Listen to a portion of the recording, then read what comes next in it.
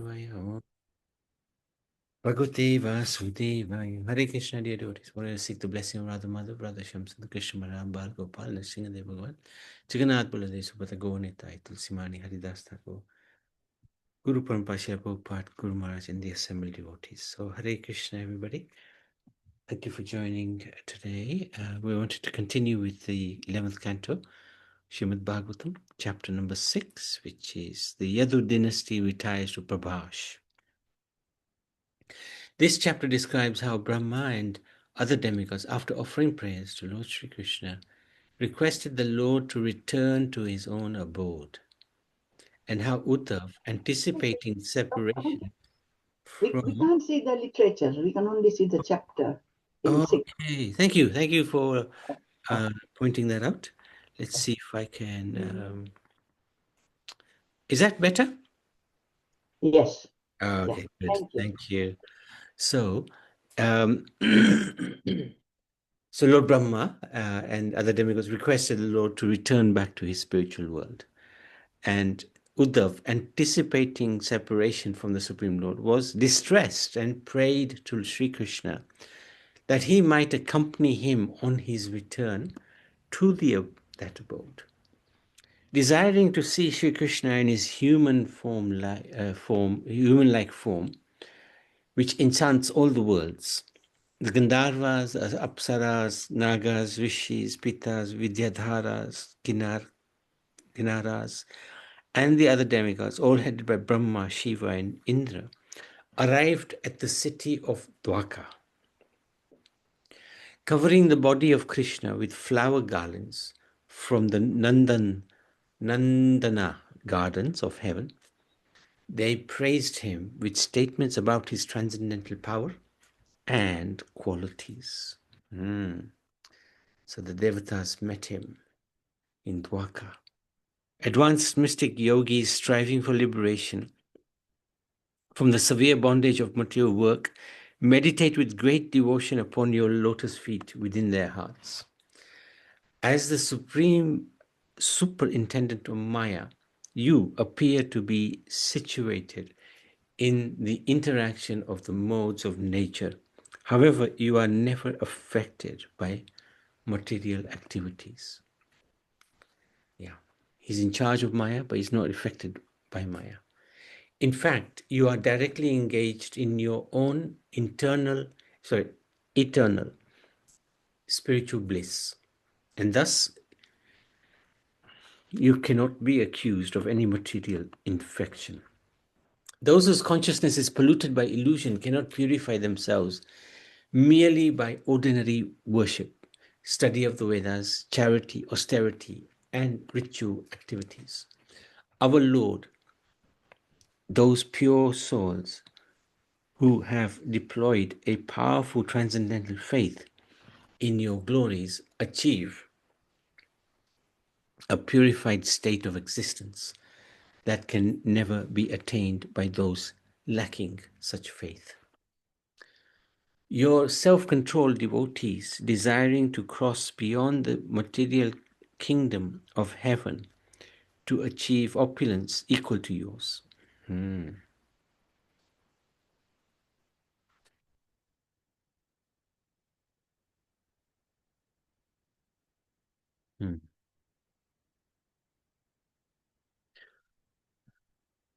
You are so kind to your servants that you have accepted the withered flower garland that we have placed on your chest.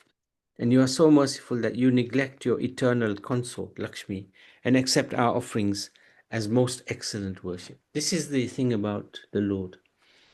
Whatever seva we offer, He will accept it, He will magnify it, even if it's nothing, which He is. What can we possibly do for the Supreme Lord? Not much. But if we do something, He will magnify it. He will glorify it. This is the nature of the Supreme. And the spiritual master is in a very similar mood. The Guru will also, if he sees something his disciple is doing, he will encourage him, glorify him. He will magnify the Savior. So, this is actually just to encourage, so that we can feel that we're participating in doing something for the Supreme Lord, but actually we can't do anything for him. He does everything for us. But the idea is to please him. And even if we can't do anything, if we make an effort, it pleases him. And that is key. That is absolutely key. That is why we make an attempt to please him, to do something to please him. As Trivikram, you raised your toe to break the shell of the universe, allowing the holy Ganga to flow down, and you captured Bali Maharaj. Your lotus feet inspire fear in the demons by driving them down to hell. And fearlessness amongst your devotees is elevating them to the heavenly life.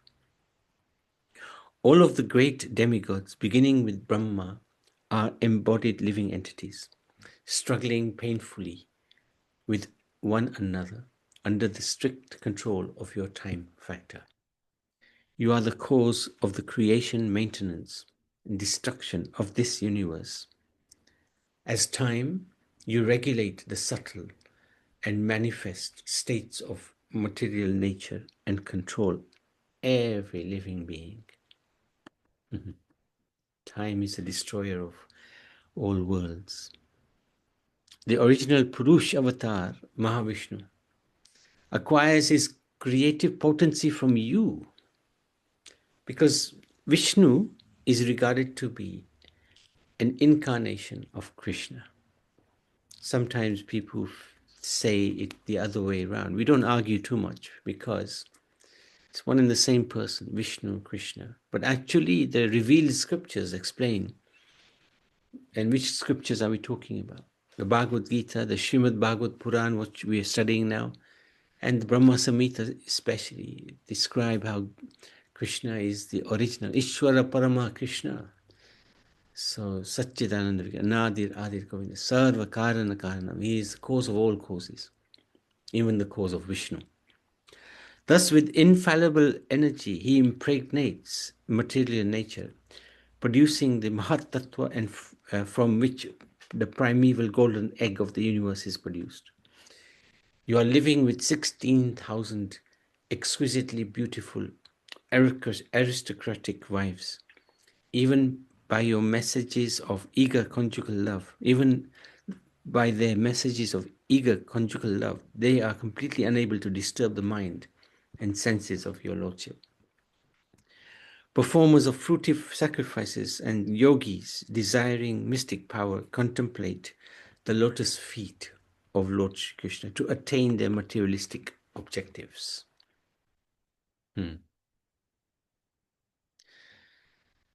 But what is the use of having material benefits? Because they're temporary. But the most elevated devotees who desire liberation from the bondage of material work lovingly contemplate the Lord's lotus-like feet, because those feet are the fire that destroys all desires for sense gratification.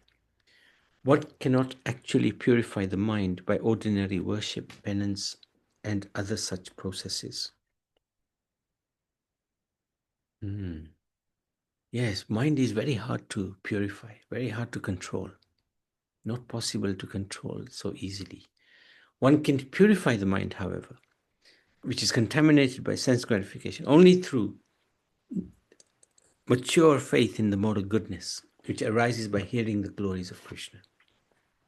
However, therefore, intelligent persons situated in the Varnashram system serve the two kinds of holy places, the nectarian rivers of the topics of Krishna and the nectarian rivers flowing from Krishna's lotus feet. So it's very good. We can hear about Krishna's pastimes, Krishna's topics, Krishna's speech in the Bhagavad Gita, for example. Very important. Brahma addressed the Lord. You have removed the burden of the earth and have re-established the principle of religion amongst the pious men, distributing your glories all over the world, and thus purifying the whole world. Descending into the dynasty of King Yadu, You have manifested your unique transcendental form, allowing saintly persons in the age of Kali to hear about your transcendental activities and cross over the darkness of the age. You have spent 125 autumns, so 125 years he was on this planet, with your devotees, and have withdrawn your dynasty by the curse of the Brahmins. So the Yadavas have gone. So if you so desire, kindly return to your own abode in the spiritual world. The Lord said said to Brahma, he accepted his prayers and request, as having removed the burden of the earth, he had executed everything that was required of him. In addition, the very Yadav dynasty in which he appears became greatly magnified in opulence. They were too much, too strong, especially in their physical strength and courage, to the extent that they threatened to devour the whole world. Thus, he removed the overly proud members of the Yadu dynasty on the pretext of the Brahman's curse.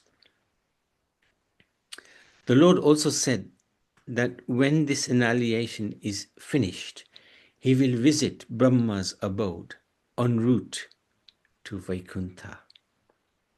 Interesting.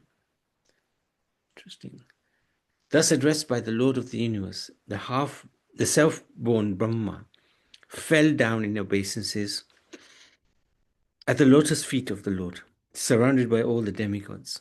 The great Brahma then returned to his personal abode. Interesting how the Lord is saying that on the way to the spiritual world, I will visit you, Lord Brahma. Interesting. Observing terrible disturbances indicating the imminent destruction of the world, Lord Krishna called together the wise members of the Yadu dynasty and reminded them of the Brahman's curse, which is impossible to counteract.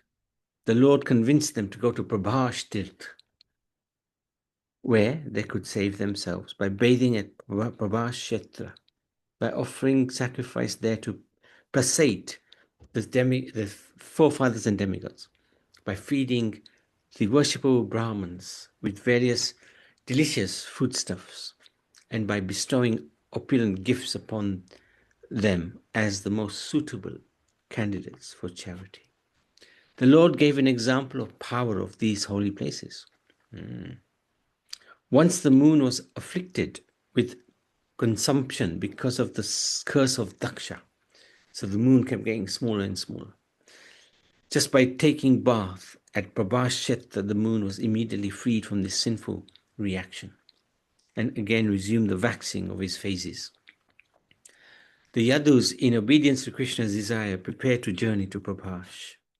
Upon seeing and hearing the Lord's conversation with the Yadus, Uddhav approached Lord Shri Krishna in a secluded place, offered him full obeisances, and expressed his inability to tolerate separation from the Lord.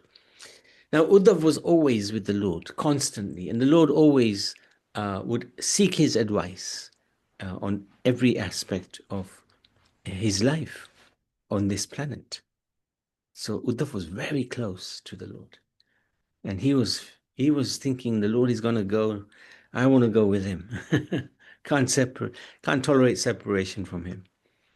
Although his Krishna is fully capable of counteracting the Brahman's curse against his dynasty, he wanted to conclude his earthly pastime. So Uddhav begged Krishna to take him to his own abode.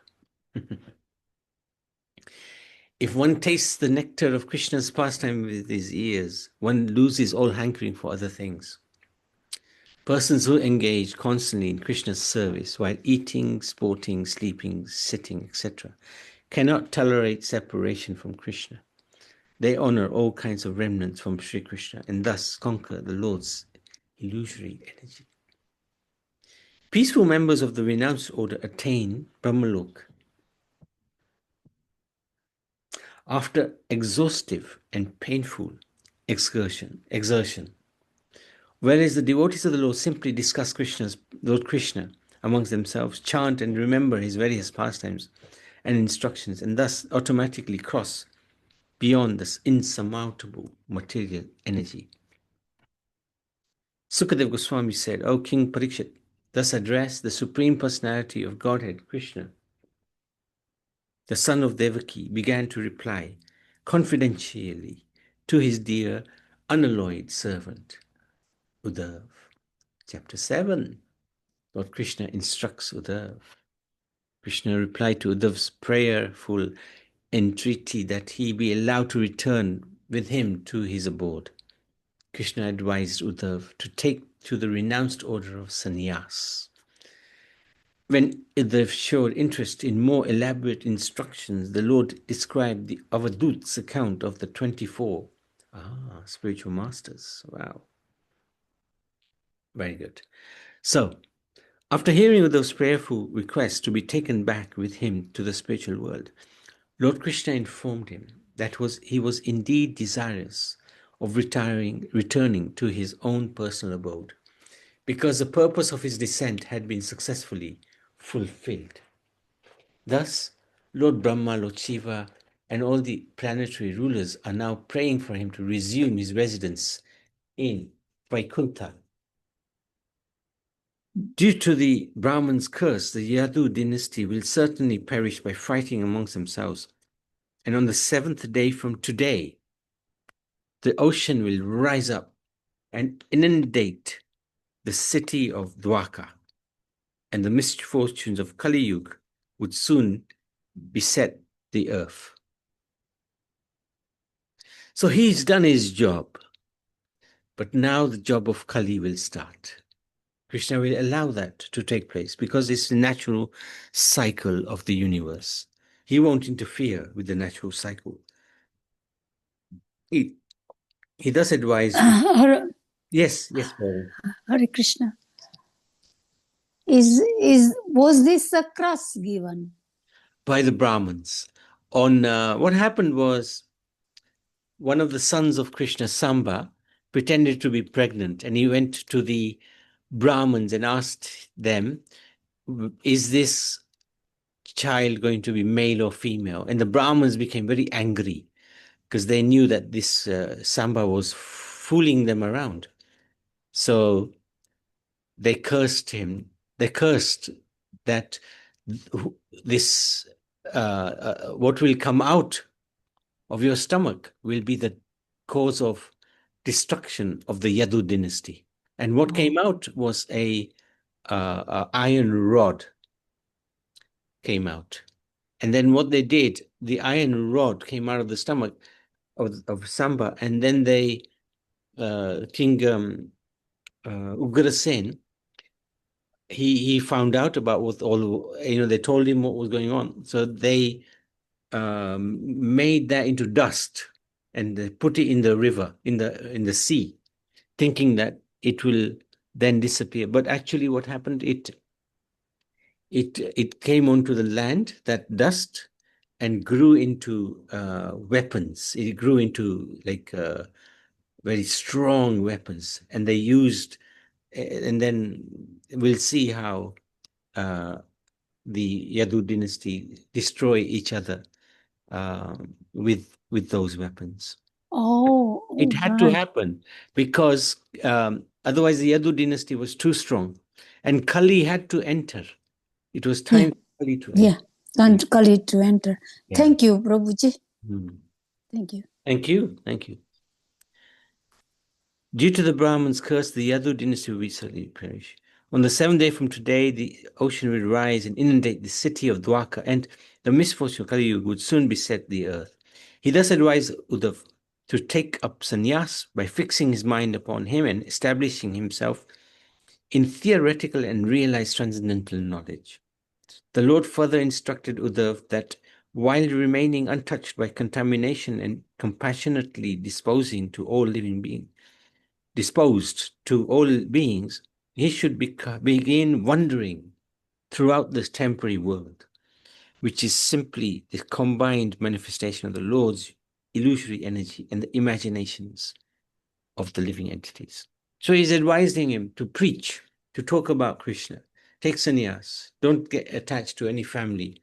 Just travel and talk about me. Shri Uddhav said, my dear Lord, for my supreme benefit, you have explained the procedure for giving up the material world through the process of sannyas or renunciation. For those whose mind are attached to sense gratification, and especially those, yes. I think I have to go. I think he is calling me. No problem. If he's all right, I come back. Yeah. Okay. For those whose minds are attached to sense gratification, especially for those bereft of devotion unto you, such renunciation of material enjoyment is most difficult to perform. So it's very hard to do this sannyas, very, very hard. How can you renounce everything when you used to hold your whole life used to a certain standard of living? Very hard. I myself am most foolish because I'm thinking I am this body and all of these relatives are mine. Of course, Uddhav is not on that level. This is our level. Uddhav is on the spiritual level. But he's, for our sake, he's making himself look like he's on our level. Therefore, my Lord, please instruct your poor servant. Please tell me how I can very easily carry out your instructions. Besides your lordships, I do not see anyone, including the demigods, who can actually explain perfect knowledge to me. And thus I now surrender unto you.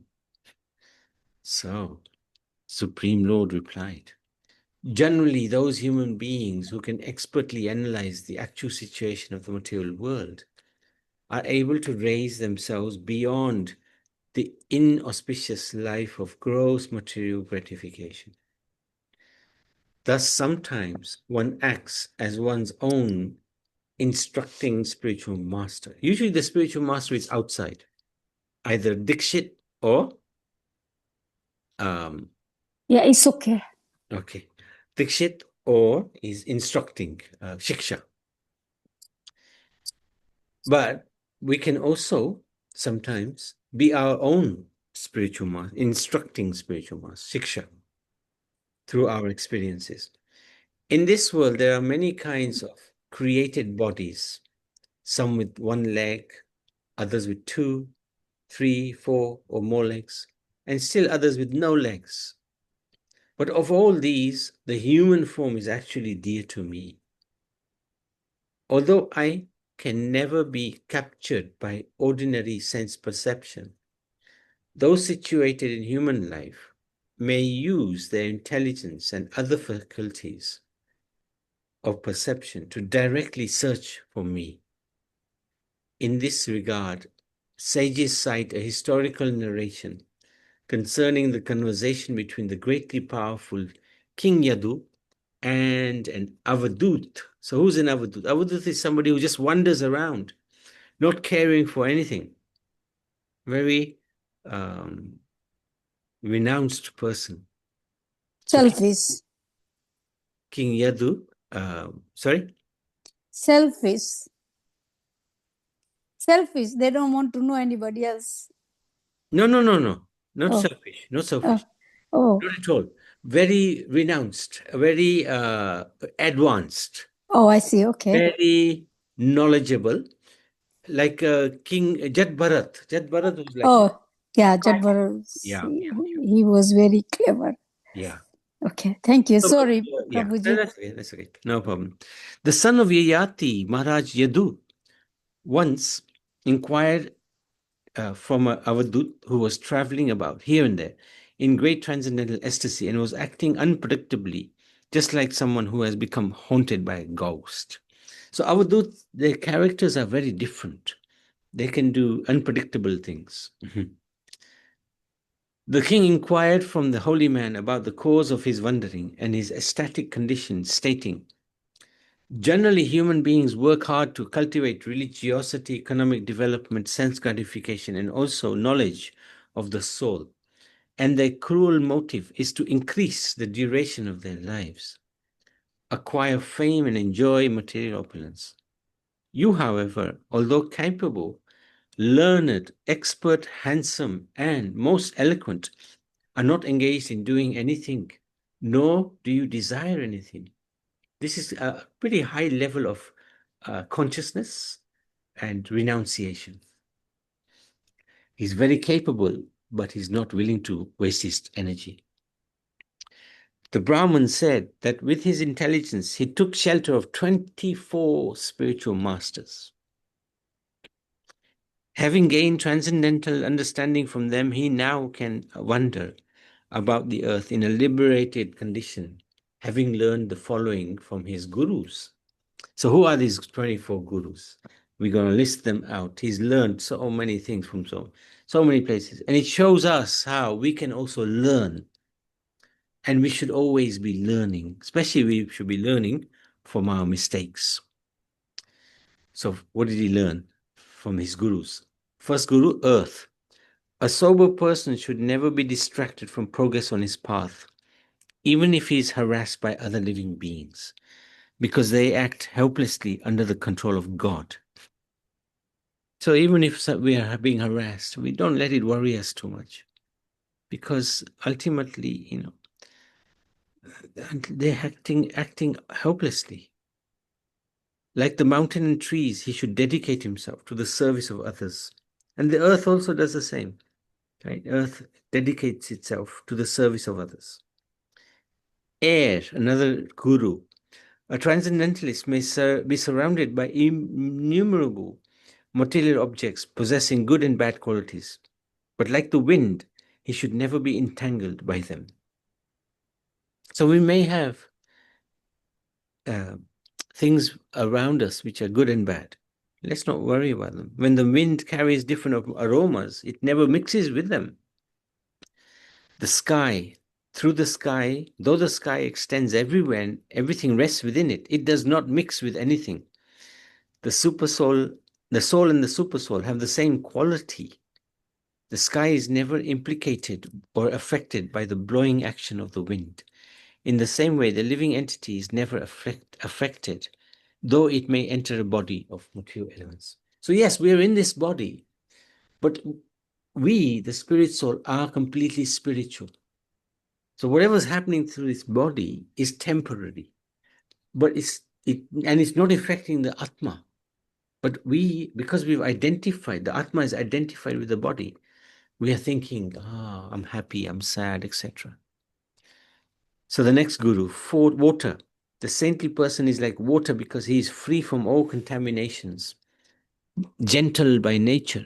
By seeing, touching, or hearing such a saintly person, the living entity is cleansed as if by coming in contact with pure water.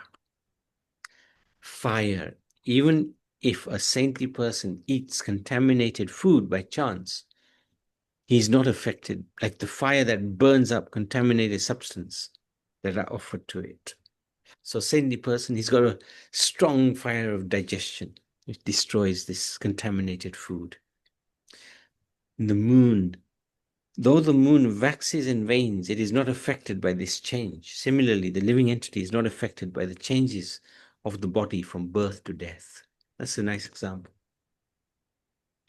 The sun. A saintly person can accept a material thing with his senses, and at the appropriate time, he gives that thing to the proper person. So also, the sun evaporates water, returns it to earth as rain. Sun and saint are never entangled by this. Very interesting example. So saintly person may accept something, a gift, right? But he's doing that in order to either give it to somebody or to benefit the person who's giving. The pigeon, so number 8. His guru is a pigeon. He is an example for excessive attachment. Because he chooses to be captured by the hunter after seeing his wife and children so captured, thinking that without them, life is not worth living. So from the pigeon, you can learn not to be foolish. Okay, so the plight of the pigeon. So we're going to talk about the pigeon. This is verses 52 to 74. Quite a lot of detail is given about this, because there's so much to learn from this. One should never indulge in excessive affection or concern for anyone or anything. Otherwise, one will have to experience great suffering, just like the foolish pigeon. So this is very important. Let's not be too attached to anybody. Of course, we do show affection. We do show that we care. But it shouldn't be to the extent that we lose ourselves. That doesn't make sense. That doesn't make sense, because we're only connected with the body. The connection of the soul is different. There once was a pigeon who lived in the forest along with his wife. He built a nest within the tree and lived there for several years in her company. The two pigeons were very much devoted to their household duties. In time, the two pigeons had little children to whom they were most affectionate and took great pleasure in listening to their awkward chirping, which sounded very sweet to the parents. So this is actually also a little bit like us at home. Husband and wife get married and then they have children. One day, the two heads of the family went out to find food for the children, wandering all over the forest for a long time. At that time, a hunter saw the children of the pigeon and, spreading his net, captured them. Upon returning, the lady pigeon saw the children trapped in the hunter's net, and she rushed towards them, but she was immediately bound in the hunter's net. The male pigeon, seeing his own children and wife captured and on the verge of death, lamented wretchedly and pathetically. He himself fell into the hunter's net. In this way, one who is too attached to family life becomes disturbed at heart, like the pigeon. He tries to find pleasure in mundane sex attraction, busily engaged in maintaining his own family. The miserly person is fated to suffer greatly, along with all his family members. The doors of liberation are open wide to one who has achieved human life. But if one simply devotes himself to family life, then he is to be considered as one who has climbed to a high place only to trip and fall down. One goes to a mountain and trips and falls down. Okay, we'll have to stop there. So we've done 8 of the gurus. So the rest will be tomorrow. Oh, yes, tomorrow. So, any questions, any comments?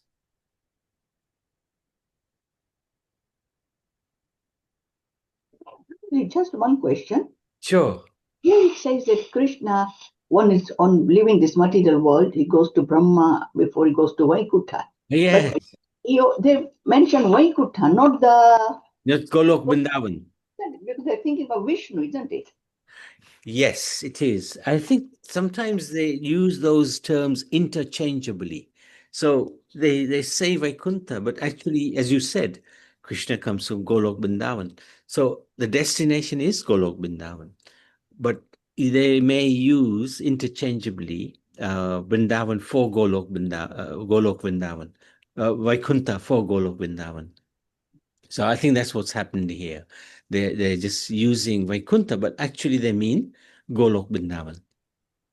Yeah, because Vaikuntha is used more than Golok. I mean, yeah, it is very true. Generally speaking, the Puranas they refer a lot more to Vaikuntha. But if you look at the Brahma Samhita, there Brahma is referring to Golok Vrindavan. Yeah.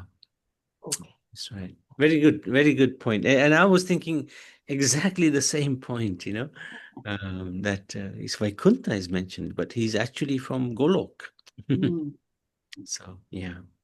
Thank you for mentioning that. Anybody else? Yes. Hare Krishna Prabhu. Hare Krishna. Yeah, I like this one about the pigeon. It's just real, something actual, the facts of life, isn't it? It is. Yeah. We can relate with this. That's true. Yes, totally agree. And this is actually putting it in in a way which is very truthful, but also in a way that is digestible. Krishna is giving, or the Avadut is explaining it in a way that we can understand it without being offended by it. Because we are in that very position, and if he just tells Yadu, Maharaj Yadu, that you are in this position, that's very offensive, but he's giving the story of the pigeon.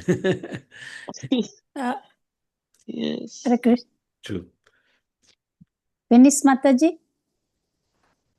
Yes, Hello? finish with it. Hare Krishna, Prabhuji.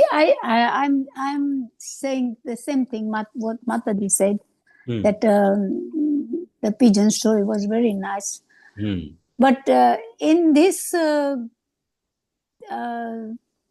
article, it says that pigeon also went with the trap.